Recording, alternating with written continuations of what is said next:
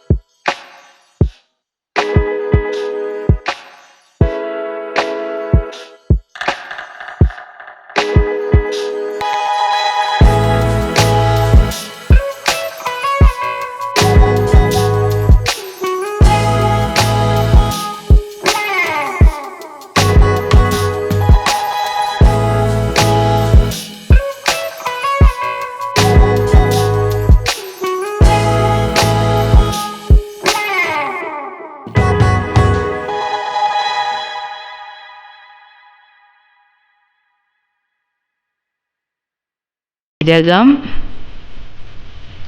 അത് 1/4 ടീസ്പൂൺ, പിന്നെ ഗരം മസാല അതൊരു നുള്ളു മതി, ഒരു 1/4 ടീസ്പൂണൊന്നും വേണ്ട, അതിൽ കുറച്ചിട്ടാൽ മതി. അതും കൂടി ഇട്ട് നന്നായിട്ടൊന്ന് ഇളക്കാം. ഇളക്കിയതിന് ശേഷം നമുക്ക് അതിൻ്റെ ആ പച്ചമണമൊക്കെ ഒന്ന് മാറട്ടെ, ആ മുളക് പൊടിയുടെയൊക്കെ. നല്ല എരിവുള്ള മുളക് ഇടണം, എങ്കിലേ അതിൻ്റെ ടേസ്റ്റ് കൂടുതൽ. അതിന് ശേഷം നമ്മൾ നോക്കൂ, അത് കഴുകി വാരി വെച്ചിരുന്നതാണ്, നന്നായിട്ട് സോക്കായിട്ടുണ്ടത്. നോക്കൂ, നമ്മൾ കൈകൊണ്ട് ഇങ്ങനെ നെക്കി നോക്കുമ്പോൾ അത് നല്ലതായിട്ട് കട്ടായി വരണം. എണ്ണയിൽ വെച്ച് കട്ട് ചെയ്ത് നോക്കുമ്പോൾ അത് കട്ടായി വരണം, അത്രയ്ക്ക് അത് നന്നായിട്ട് സോക്കായി വരണം. എന്നിട്ട് അത് നമുക്ക് നന്നായിട്ട് ഇങ്ങോട്ട് ഇട്ട് കൊടുത്തിട്ട് ഇളക്കി. എൻ്റെ പൊന്നോ, അതിൻ്റെ ആ നിറം കണ്ടാൽ തന്നെ നമ്മൾ കഴിച്ചു പോകും. എന്താ മനോഹരമായിട്ടുള്ളൊരു തോരനാണെന്ന് അറിയാമോ? അതേപോലെ തന്നെ ടേസ്റ്റിയുമാണ്. നമുക്ക് ഇളക്കി കൊടുക്കാം. ഇളക്കി ആ മുളക് പൊടിയൊക്കെ അതിലെല്ലാം, ആ മസൂർദാലിലെല്ലാം മുളക് പൊടി മസാല എല്ലാം പിടിക്കണം. അതേമാതിരി നന്നായിട്ടൊന്ന് മിക്സ് ചെയ്ത് കൊടുക്കാം.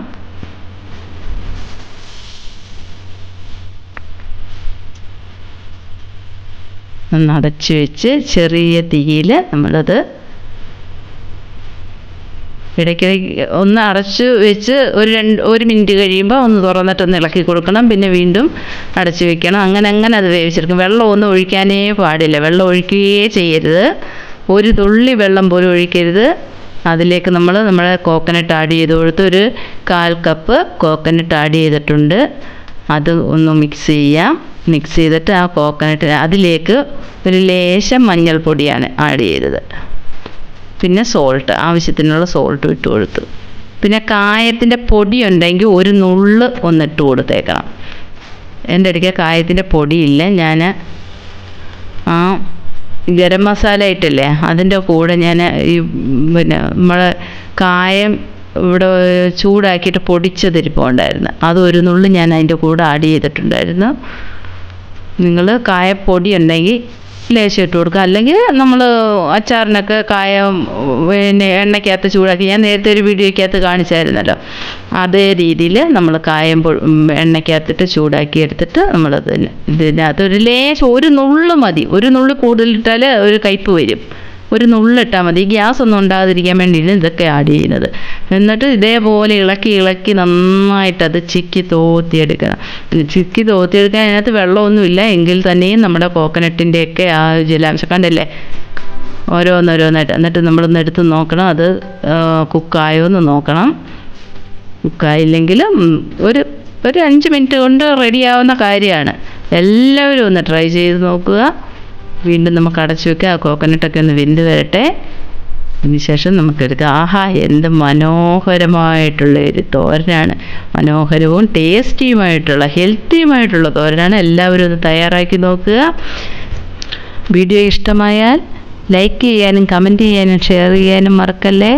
കൂടെ ഒരു വീഡിയോ ഫുൾ കണ്ടതിന് ശേഷം മാത്രം സബ്സ്ക്രൈബ് ചെയ്യുക. അല്ലെങ്കിൽ നമ്മുടെ സബ്സ്ക്രൈബ് ചെയ്തെല്ലാം സ്പാമായി പോകും. അപ്പോൾ വീഡിയോ ഇഷ്ടമായെന്ന് കരുതുന്നു. പുതിയൊരു വീഡിയോയുമായി വരും വരെ ഗുഡ് ബൈ.